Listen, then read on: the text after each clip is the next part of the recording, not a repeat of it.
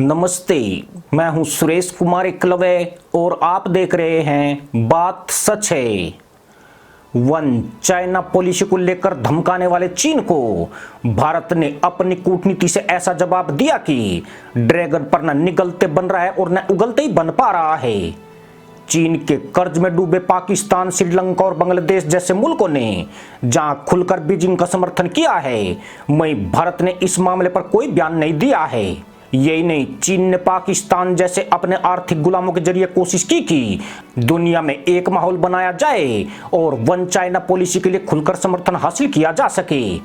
हालांकि चीन के पड़ोसी और एशिया की महाशक्ति भारत ने उसकी तमाम उम्मीदों पर पानी फेर दिया, जिसके बाद चीन के चमचे देश भी अकेले पड़ गए और इन छुट भैया देशों के दम पर माहौल बनाने की उसकी रणनीति बुगले के हल्क में बत्तख के अंडे जैसी बन गई। दरअसल भारत ने चीनी ड्रैगन की दादागिरी को देखते हुए पिछले एक दशक से वन चाइना पॉलिसी के समर्थन में कोई बयान नहीं दिया है। कहा जा रहा है कि भारत ने बहुत सोच समझकर इस पूरे मामले में कोई बयान नहीं दिया है।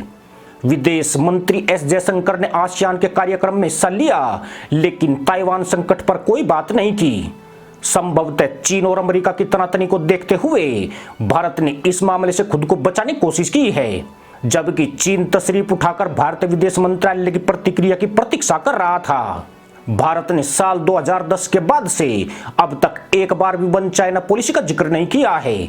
भारत ने यह पॉलिसी पूर्व प्रधानमंत्री मनमोहन सिंह के शासनकाल में लागू की थी, जिसे मोदी सरकार ने भी बिना किसी लाग लपेट के आगे बढ़ाया है। यही वजह है कि ताइवान के हालात पर भारत के चुप्पी साधने को चीन को सबसे अच्छा जवाब माना जा रहा है। हालांकि भारत साल 1949 से ही वन चाइना पॉलिसी का पालन करता आया है और यही संकेत दिया है कि वह बीजिंग की सरकार के अलावा किसी और को मान्यता नहीं देता है। भारत ताइवान के साथ व्यापार और सांस्कृतिक संबंधों से आगे नहीं बढ़ पाया, मगर इसी बीच भारत ने साल 2008 से आधिकारिक बयानों और संयुक्त घोषणा पत्रों में वन चाइना पॉलिसी का जिक्र करना बंद कर दिया। दरअसल उस वक्त चीन ने अरुणाचल प्रदेश को अपना इलाका बताना शुरू कर दिया था। उसने अरुणाचल और जम्मू एवं कश्मीर के भारतीय नागरिकों को स्टीपल वीजा जारी करना शुरू कर दिया था। इसके बाद भारत ने कड़ा कदम उठाते हुए साल 2010 में तत्कालीन राष्ट्रपति हु जिनताओ और तत्कालीन भारतीय प्रधानमंत्री मनमोहन सिंह की मुलाकात के बाद जारी संयुक्त बयानों में एक चीन नीति का जिक्र नहीं किया। उस समय यह माना गया कि जब चीन भारत की संवेदनशीलता ही नहीं समझ रहा है तो भारत को एक चीन नीति दोहराने की क्या जरूरत है। वैसे यह भारत की पॉलिसी में बदलाव नहीं था, बल्कि वन चाइना पॉलिसी को दोबारा रिपोर्ट नहीं करने का फैसला था। मनमोहन सरकार ने साफ साफ कह दिया था कि अगर चीन की इच्छा है कि भारत उसकी एक चीन नीति को माने तो उसे भी एक भारत की नीति को मानना पड़ेगा। इसके बाद मोदी सरकार के आने पर साल 2014 से सुषमा स्वराज भी चीन के खिलाफ इसी रणनीति पर कायम रही।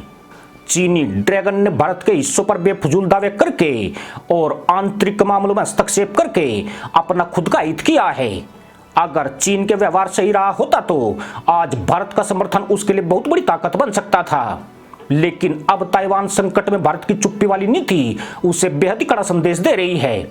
चार फटीचर देशों पर दबाव डालकर अपनी पीठ पर घी लगाने से उसे कुछ भी हासिल नहीं हुआ है। चीन को भारत जैसे ऐसे शेर का साथ मिल सकता था जिसकी दाढ़ से दुनिया ठहर जाती है, पर अब चीन बहुत कुछ गंवा चुका है। अभी ताइवान है तो कल मकाऊ और तिब्बत का भी नंबर है। इसी के साथ अनुमति दोस्तों, जय जवान जय किसान, जय हिंद, वंदे मातरम।